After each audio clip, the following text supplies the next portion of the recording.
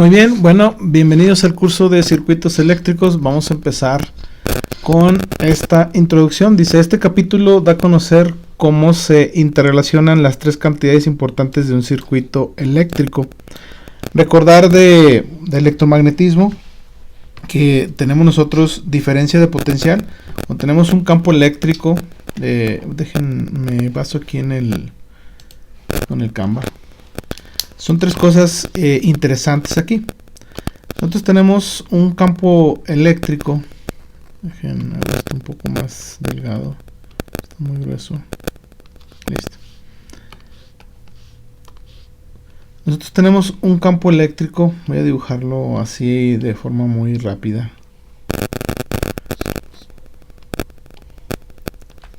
Tenemos un campo eléctrico.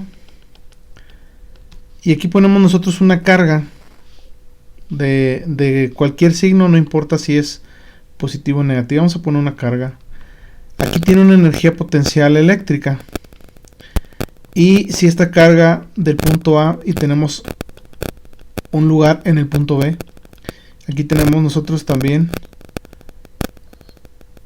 una energía de potencial eléctrica, una energía potencial eléctrica. Algo está pasando con esto. A ver, espérenme tantito. Listo. Estaba mal conectado, perdón. Entonces, aquí tenemos nosotros una diferencia de potencial.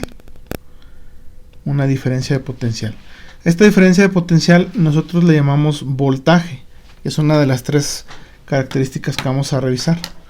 Ahora, cuando nosotros empezamos a aplicar trabajo aquí para mover cargas eléctricas, si tenemos esta carga y la movemos hacia acá, pues esta carga, si es positiva, va a irse en dirección del campo eléctrico, alejándose de, digamos, acá de la placa positiva, como lo vieron en el electromagnetismo. O si la carga la movemos de aquí para acá, si es positiva, en contra del campo eléctrico, pues va a aplicar trabajo. Sea cual sea el caso, cuando nosotros movemos una carga en un cierto tiempo, nosotros tenemos un diferencial de carga eléctrica con respecto del tiempo, y a esto nosotros le llamamos intensidad de la corriente eléctrica. Nosotros tenemos intensidad de la corriente eléctrica y tenemos voltaje. Si nosotros tenemos un medio donde circulan estos electrones, estas cargas eléctricas, pues vamos a tener un medio sin resistencia, pero es probable que estas cargas en movimiento nosotros las pongamos en un medio que tiene una cierta propiedad que se llama resistencia eléctrica. Entonces ya tenemos nuestra trifecta, que sería el voltaje, la corriente y la resistencia, que son los tres propiedades que vamos a utilizar primordialmente en este curso de circuitos eléctricos. Bueno, entonces se representa la ecuación más importante en el estudio de circuitos eléctricos y se analizan detalladamente otras ecuaciones que nos permiten determinar niveles de potencia y energía. En este capítulo vincula las cosas y nos deja ver cómo se comporta un circuito eléctrico y cómo se ve afectada su respuesta. Por primera vez tendrán sentido los datos de las etiquetas de los aparatos electrodomésticos y la forma de calcular la factura que pagan ustedes de consumo de electricidad. En realidad, este capítulo debería abrir los ojos a una amplia variedad de experiencias habidas en sistemas eléctricos. Entonces es lo que vamos nosotros a desglosar aquí en esta parte. Lo primero que hay que revisar es la ley de Ohm. Como previamente se mencionó, la primera ecuación que describirá es sin duda la más importante que deben aprender en este campo. No es particularmente difícil, hablando matemáticamente, simplemente es un efecto con una causa y una oposición, es decir, es una ecuación de esta naturaleza. Pero sí es muy poderosa porque puede aplicarse a cualquier red en cualquier marco de tiempo. Es decir, se aplica a circuitos de corriente directa, circuitos de corriente alterna, circuitos digitales, de microondas y de hecho cualquier tipo de señal aplicada.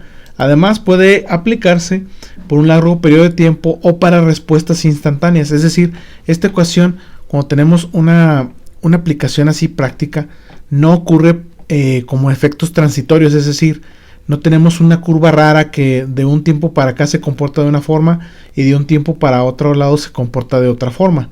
Esta ecuación es para eventos instantáneos o para eventos de largo plazo. La ecuación puede derivarse directamente de la ecuación básica para todos los sistemas físicos. Nosotros tenemos un efecto y tenemos una causa, y la causa puede ser directamente proporcional al efecto o puede ser inversamente proporcional.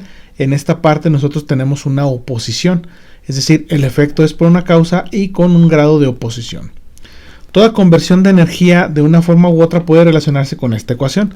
En circuitos eléctricos, el efecto que tratamos de establecer es el flujo de carga o corriente eléctrica, la intensidad de corriente eléctrica. La diferencia de potencial, que es el voltaje entre dos puntos, es la causa, o es la presión, o sea, para mover las cargas. Y la oposición es la resistencia, es decir, los tres valores que acabamos nosotros de revisar con lo que estábamos haciendo la explicación. Una excelente analogía del más sencillo de los circuitos eléctricos es el agua en una manguera conectada a una válvula de presión. Vamos a hacer nosotros el dibujo para no irnos al anexo. Entonces, si aquí nosotros tenemos una manguera, una vil manguera, vamos a dibujar una manguera. Ahí está una manguera. Esta manguera en su interior pues tiene un flujo de agua. Nosotros esta manguera la tenemos conectada a un grifo. Vamos a ponerla aquí. Con mucha imaginación, esto es un grifo. Algo así. Entonces, esta llave de control permite un cierto paso de flujo. Pero bueno, vamos a dejar eso fijo. Vamos a dejar eso fijo y aquí está el agua. Entonces, si nosotros aquí presionamos la manguera para estrangularla, nosotros cerramos la manguera, la estrangulamos, el agua va a dejar de circular por acá. Si nosotros progresivamente abrimos un poco este estrangulamiento, dejamos de apretar la manguera, va a empezar a pasar el agua, pero el agua, vamos a contabilizar la cantidad de agua por unidad de tiempo. Entonces, la cantidad de agua que circula por esta manguera sería la intensidad de la corriente eléctrica. El volumen de agua que nosotros estamos manejando, pues sería nuestro potencial, y esta apertura que nosotros dejamos, pues sería nuestro valor de la resistencia. Entonces aquí aplicamos y decimos que nuestra corriente eléctrica va a ser igual al voltaje entre la resistencia, y esto lo conocemos como la ley de Ohm. Considere los electrones presentes en el alambre como el agua en la manguera, la válvula de presión como el voltaje aplicado y el diámetro de la manguera como el factor que determina la resistencia. Si se cierra la válvula de presión, es como si bajáramos el voltaje. El agua simplemente permanece en la manguera sin dirección general, en gran medida como los electrones oscilando en un conductor sin un voltaje aplicado. Cuando abramos la válvula de presión, el agua fluirá a través de la manguera. Cuando tenemos una diferencia de potencial, las cargas se empiezan a mover. ¿Cómo suceden los electrones en un alambre cuando se aplica voltaje? En otras palabras, sin presión en un caso, sin voltaje en el otro. El resultado es un sistema sin dirección o reacción. La velocidad a la cual el agua fluirá en la manguera es una función de su diámetro. Una manguera de diámetro muy pequeño limitará la velocidad con la cual el agua puede fluir a través de ella. Del mismo modo, un alambre de cobre de diámetro pequeño tendrá una alta resistencia y limitará la corriente. En suma, sin presión aplicada como el voltaje en un circuito eléctrico, no habrá reacción del sistema ni corriente en el circuito eléctrico. La corriente es una relación al voltaje aplicado y no al factor que pone el sistema en movimiento. Continuando con la analogía, cuanto mayor es la presión en la llave, mayor es la velocidad del agua a través de la manguera. Igual que la aplicación de un alto voltaje al circuito produce una corriente más alta.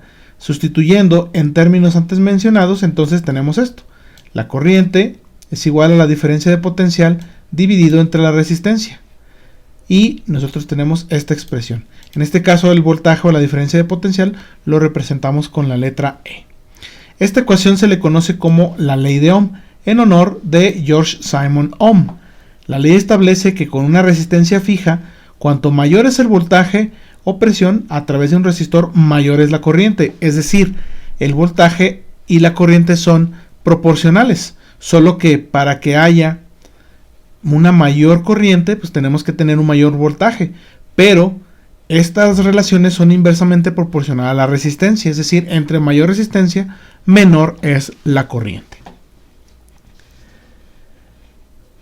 Cuanto mayor es el voltaje a través de un resistor, mayor es la corriente, y cuanto mayor es la resistencia, con el mismo voltaje, menor es la corriente.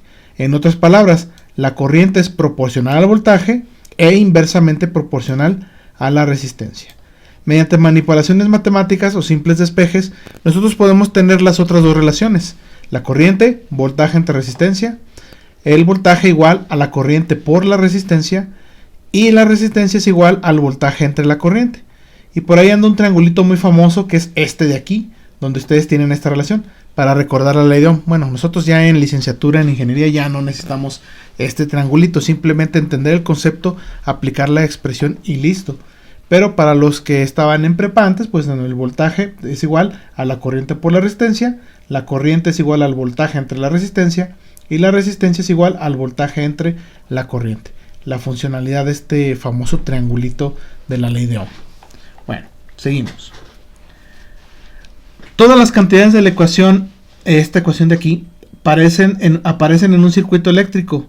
Por ejemplo, en este de acá, que es un circuito simplificado. Aquí tenemos una fuente de voltaje, tenemos un resistor con cierto valor de resistencia. Y entonces, al aplicarlo, el voltaje que se aplica aquí hace circular una corriente I. Entonces, hay que observar que el símbolo E se aplica en todas las fuentes de voltaje, el símbolo V se aplica a todas las caídas de voltaje, es decir, este sería como la fuente y este sería el voltaje de la caída de voltaje. Se le llama caída de voltaje cuando tenemos un elemento que consume la energía eléctrica y usamos la letra E para elementos que proporcionan energía eléctrica. Elemento activo, elemento pasivo. Como la batería en la figura 1.2 está conectada directamente a través del resistor, el voltaje VR que pasa por él debe ser igual al de la fuente. Aplicando la ley de Ohm, entonces tenemos que la corriente es igual al voltaje en el resistor entre la resistencia, o es lo mismo que el voltaje de la fuente entre la resistencia, porque nada más tenemos conectada esa. Observe que en la figura 1.2 la fuente de voltaje presiona la corriente en dirección en la que sale la terminal positiva y la fuente regresa a la terminal negativa de la batería. Este es siempre el caso de redes de una sola fuente. El efecto de más de una fuente en la misma red lo vamos a ver más adelante. Observe también que la corriente entra por la terminal positiva y sale por la terminal negativa del resistor con carga R. En cualquier resistor de cualquier red, la dirección de la corriente a través de un resistor definirá la polaridad de la caída de voltaje a través del resistor. Esto es muy importante recordarlo. Voy a llevarme este dibujito al Canvas para poderlo analizar. Voy aquí abajito. Nosotros podemos tener un sentido de corriente. En este caso le vamos a llamar sentido convencional de la corriente. En el sentido convencional de la corriente siempre la ponemos nosotros saliendo de la terminal positiva de la fuente y regresando a la terminal negativa de la fuente. Pero cuando tenemos un elemento como un resistor, nosotros vemos que la corriente entra por aquí. Si la corriente entra, aquí nosotros vamos a establecer el positivo del voltaje de la caída en la resistencia y sale por el negativo.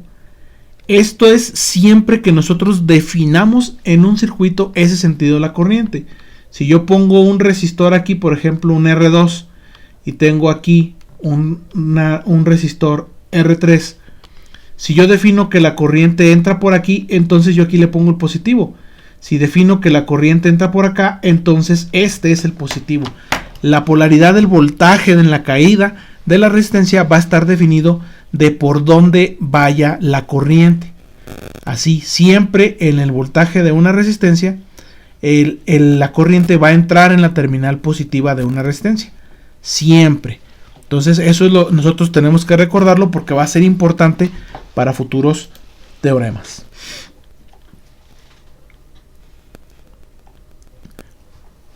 Ejemplo 1 dice, determine la corriente producida por la conexión de una batería de 9 volts a una red cuya resistencia es de 2.2 ohms. Pues sencillo, tenemos nosotros la corriente, va a ser igual a el voltaje entre su resistencia y esto nos da una corriente de 4.09 amperes.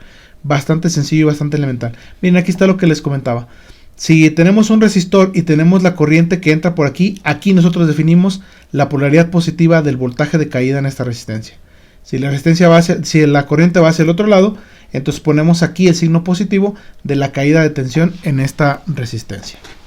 Tenemos aquí otro ejemplo, dice calcule la resistencia de un foco de 60 watts si un voltaje aplicado de 120 volts produce una corriente de 500 mA. Entonces despejamos la resistencia de la expresión y sería voltaje entre corriente. El voltaje son 120 volts entre la corriente de 500 mA. Hacemos la operación y nos da un resultado de 240 ohms. Entonces usar la ley de Ohm no tiene mayor complicación. Bueno, trazo de la ley de Ohm. Dice, las gráficas, características, curvas y similares que desempeñan un rol importante en todo campo técnico, como los modos mediante los cuales se puede demostrar de forma conveniente la imagen completa o el comportamiento de la respuesta de un sistema, es por consiguiente crítico desarrollar las habilidades necesarias tanto para leer datos como para trazarlos, de modo que sean fáciles de interpretar. Para la mayoría de los conjuntos, las características de los dispositivos electrónicos, el eje vertical o ordenada, es decir, el eje que está acá, representa la corriente y el eje horizontal, las abscisas, representa el voltaje. Entonces nosotros vamos a graficar voltaje contra corriente, como se muestra en esta figura. Observe que el eje vertical está en amperes y el horizontal en volts. Algunas curvas la corriente puede estar en miliamperes, bueno, eso ya depende de la aplicación. Lo mismo con los niveles de voltaje en el eje horizontal. Observe también que los parámetros seleccionados requieren separación entre los valores numéricos del eje vertical sea diferente del eje horizontal. Es decir, que esto no necesariamente tiene que estar escalado. Aquí podemos tener una escala diferente a la que tenemos acá. Entonces, una forma de representación gráfica. La dirección de la corriente y la polaridad de voltaje que aparecen en la parte superior son la dirección y la polaridad definidas por la gráfica provista. Si la dirección de la corriente se opone a la dirección definida, el renglón debajo del eje horizontal es la región de interés para la corriente, está de acá abajo. Si la polaridad del voltaje se opone a la definida, la región a la izquierda del eje de la corriente es la región de interés, es decir, ahora sería la parte de acá arriba. Para el resistor fijo estándar, el primer cuadrante o la región. Bueno, ya sin tanto rollo. Si nosotros fijamos una resistencia de 5 ohms, nosotros aquí podemos ver una respuesta lineal. Si metemos 10 volts, pues vamos a tener nosotros 2 amperes para esta resistencia. Si nosotros metemos 25 volts, entonces vamos a tener nosotros una corriente de 5 amperes. Entonces, muchas veces en esta gráfica nosotros podemos observar la curva, en este caso de la resistencia. Pero hay otros elementos que ofrecen otro tipo de propiedad, por ejemplo, capacitancia, inductancia, etcétera, donde estas curvas de voltaje contra corriente son diferentes. Pero es importante que nosotros aquí empezamos a manejar esto, porque ya cuando veamos más adelante en otros cursos elementos como por ejemplo el diodo, pues la curva de voltaje contra corriente de un diodo ya no se comporta de esta manera. Pero bueno, es nada más para poder hacer la interpretación. Entonces aquí la resistencia pues va a ser calculada como voltaje entre corriente. Ahora aquí tenemos las diferentes curvas. Una resistencia de 10 ohms tiene como si fuera esta pendiente. Una resistencia de 1 ohm tendría esta pendiente. Se fijan, entre menor sea la resistencia, mayor va a ser la corriente. Y entre más grande sea la resistencia, pues menor va a ser la corriente. Entonces aquí tenemos como una inclinación. Entre este valor sea pequeño, esto sería cuando tiende a 0. Tendríamos nosotros una pendiente infinita cuando la resistencia es 0, cosa que no podemos tener, porque eso provocaría un problema que nosotros vamos a llamar como cortocircuito. Entonces la pendiente, bueno, así la podemos calcular nosotros, que sería 1 sobre R la pendiente.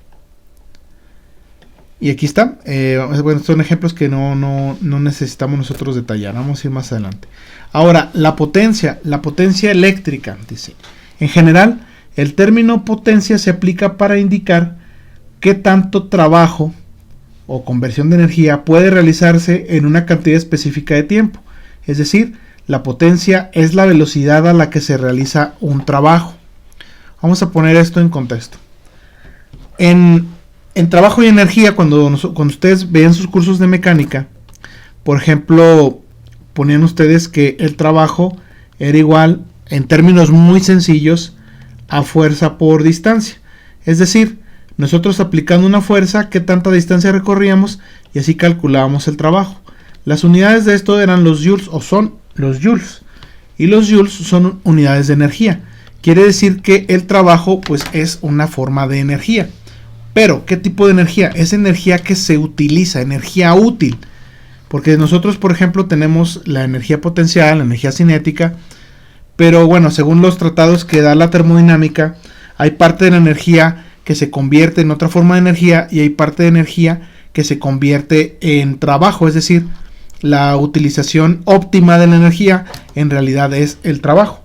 Si nosotros idealizamos las cosas, podemos decir que toda forma de energía se convierte en trabajo porque esa energía es 100% aplicable. Entonces, cuando nosotros hablamos de trabajo, hablamos pues de una forma de energía que está siendo aplicada directamente a nuestro interés. Entonces, vamos a poner un ejemplo. Un motor grande tiene más potencia que uno más pequeño porque tiene la capacidad de convertir más energía eléctrica en energía mecánica en el mismo periodo. Como la energía se mide en joules, el tiempo en segundos, la potencia se mide en joules entre segundo o joules por segundo y esa unidad se le llama watt. Entonces un watt es un joule sobre segundo. De tal manera pues que la potencia nosotros la podemos calcular simplemente como el trabajo entre el tiempo o la energía entre el tiempo.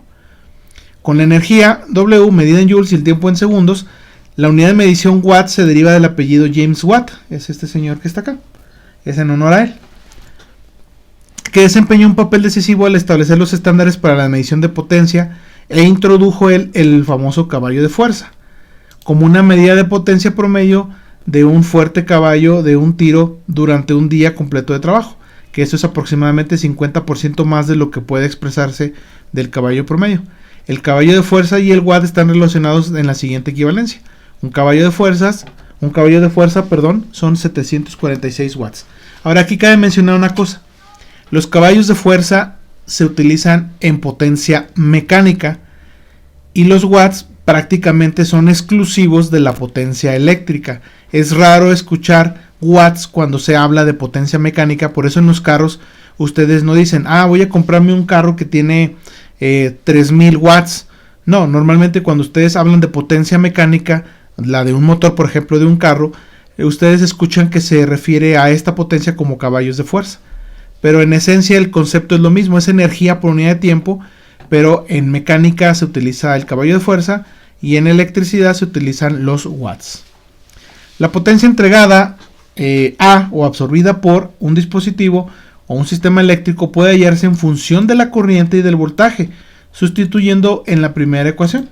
Entonces aquí tenemos nosotros el trabajo, que sería carga por voltaje. Bueno, estas expresiones son de las que ya se observaron en electromagnetismo. Entonces el trabajo sería la carga por la diferencia de potencial, que sería parecido a lo de fuerza por distancia, para que hagan una analogía. Entonces al sustituir esto, pues tenemos nosotros esta relación, Q sobre T, y esto se convierte en lo siguiente, que la potencia es igual a voltaje por la corriente. Aquí tenemos esto de aquí, Q sobre T, pues habíamos dicho que la variación de la carga con respecto al tiempo es igual a la corriente. Entonces la carga sobre tiempo se convierte en corriente, por lo tanto la potencia, que es trabajo sobre tiempo, es carga sobre tiempo por voltaje o voltaje por carga sobre tiempo y se convierte en voltaje por corriente. Como el voltaje y la corriente la podemos representar con la ley de Ohm de otras maneras, entonces tenemos nosotros ya tres expresiones para calcular la potencia. Potencia igual a V por I, voltaje por corriente, o bien la potencia V cuadrada sobre R, o bien la potencia es igual a I cuadrada por R. El resultado es que la potencia absorbida por el resistor puede hallarse directamente según la información disponible. Es decir, si tenemos el voltaje y tenemos la resistencia, pues V cuadrada sobre R. Si tenemos la corriente y tenemos la resistencia, pues I cuadrada por R. Si tenemos el voltaje y la corriente, pues voltaje por corriente y listo. Entonces así podemos calcular nosotros la potencia sin ningún problema. Aquí la potencia de la fuente, que sería el voltaje de la fuente por la corriente que circula o la corriente que está entregando dicha fuente. El ejemplo más simple es el de una batería automóvil. Grande, difícil de manejar, relativamente pesada, de solo 12 volts, lo cual es un nivel de voltaje que se podría decir que es un nivel de voltaje bajo, pero entrega muchísima corriente. Y aquí algunos ejemplos para el cálculo de potencias. Dice, determina la potencia entregada del motor de corriente directa de esta figura. Tenemos nosotros el voltaje es de 120 volts. Y aquí nos dicen caballos de fuerza mecánicos desarrollados. Nos preguntan esto, sería 5 amperes. Aquí nos está diciendo que la corriente es de 5 amperes. Entonces la potencia eléctrica aplicada serían 120 por 5 amperes y nos da una potencia de 600 watts. O de 0.6 kilowatt, convirtiendo esto a kilowatt. Esta es la potencia eléctrica entregada. Ya de aquí ver cuánto torque y cuánta potencia mecánica entrega, bueno, ya sería la relación de conversión de potencia del motor. Eso no nos concierne ahorita a nosotros. Ejemplo 1.7. ¿Cuál es la potencia disipada por un resistor de 5 watts si la corriente es de 4 amperes? Entonces, como la potencia es I cuadrada por R, queremos calcular la corriente, despejamos de aquí. Y eso sería igual a 80 watts. Fíjense aquí en este detalle, dice cuál es la potencia disipada por un resistor de 5 watts. Está mal, aquí debe ser 5 ohms. Aquí hay un detalle. Entonces hay que tener mucho cuidado cuando leamos libros con traducción, porque pueden encontrarse con esta clase de errorcitos. Aquí está mal el libro, aquí debe ser 5 ohms. Entonces sería la corriente de 4 amperes y cuadrada por R, entonces sería 80 watts. Ejemplo 1.8 dice las características de corriente y voltaje de un foco se dan en la figura 1.14. Aquí está. Observe la no linealidad de la curva, lo cual indica un amplio rango de resistencia del foco con el voltaje aplicado. Si el voltaje nominal es de 120 volts, determine los watts que consume el foco. También calcule su resistencia en condiciones nominales. Entonces tenemos nosotros 120 volts. Y nos dice que determinamos los watts que consume el foco. Entonces aquí observamos, aquí tenemos que para 120 volts tenemos un consumo de 625 miliamperes. Entonces hacemos el producto de estos dos, voltaje por corriente, para obtener la potencia en este punto. Entonces hacemos la operación, V por I, 120 por 0.625 amperes, nos da 75 watts a 120 volts. Entonces la resistencia que tiene este foco en condiciones nominales pues va a ser voltaje entre corriente, el voltaje que tenemos entre la corriente que tenemos calculada acá, y eso nos da 192 ohms. Es decir, nada más jugar con los puros valores de voltaje y corriente. Y así los ejemplos son bastante sencillos. Vamos a hacer nosotros ya más adelante ejercicios de todo esto. Energía, bueno, ahora la energía. Para que la potencia, que es la velocidad a la que se realiza un trabajo, se convierta en energía, pues nosotros debemos saber nuestro consumo de potencia y multiplicarlo por un intervalo de tiempo. Entonces, por ejemplo, un motor puede tener los caballos de fuerza necesarios para accionar una carga, pero a menos que se utilice durante un tiempo, no habrá conversión de energía. Voy a poner un ejemplo. Si tienen un motor de, por ejemplo, 20 caballos de fuerza y el motor está apagado, pues no se está consumiendo energía.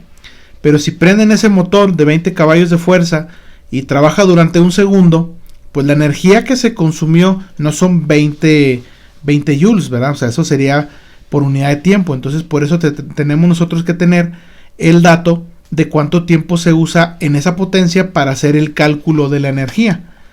Entonces, por consiguiente, la energía perdida o ganada por cualquier sistema la podemos encontrar de esta forma. El trabajo o la energía desarrollada en un sistema es igual a la potencia por el tiempo. Como la potencia se mide en watts y el tiempo en segundos, la unidad de energía es el watt segundo o joule.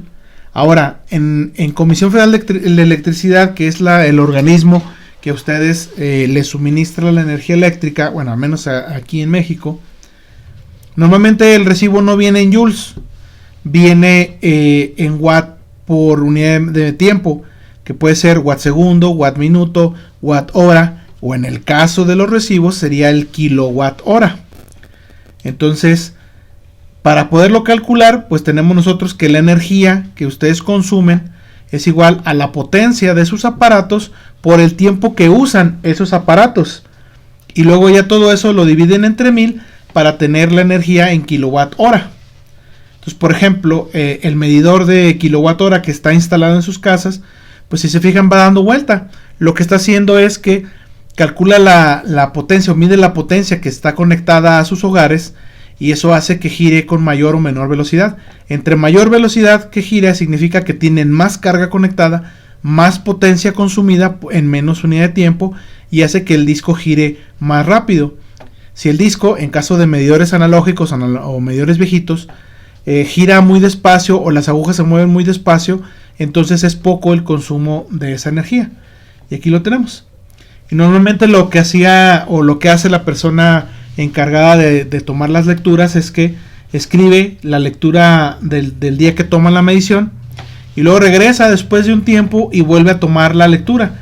Esto que está aquí ya entrega la lectura en kilowatt hora, es decir que el disco gira calibrado a la potencia que se consuma en sus hogares por cada hora del día. Entonces, bueno, vamos a ver un ejercicio rápido para aterrizar esto, y ya en clase de ejercicios vamos a puntualizar todos estos conocimientos. Con las posiciones de las agujas de la figura 1.16, calcule el consumo por concepto de energía eléctrica si la lectura previa fue de 4.650 kWh y el costo promedio en su área es de 11 centavos por kWh. Entonces nosotros aquí vemos la lectura. Aquí tenemos 0, entonces sería 60. Y luego aquí tenemos 3, sería 360. Y luego aquí 5, serían 5.360. Y aquí tenemos 0. Entonces sería 0. Serían 5.360 menos 4.650. 5.360 menos 4.650. Y eso nos da un consumo de 710 kWh. Entonces estos 710 kWh los multiplicamos por 11 centavos por kWh. En los kWh con los kWh se eliminan y nos queda un consumo de 78, en este caso no sé, dólares o pesos, no sé qué sean, .10. Y bueno, con estas expresiones nosotros ya podemos hacer un montón de ejercicios. Entonces los ejercicios vamos a dejarlos para discutirlos en la sesión correspondiente de ejercicios. Entonces hasta aquí dejamos la sesión. Gracias.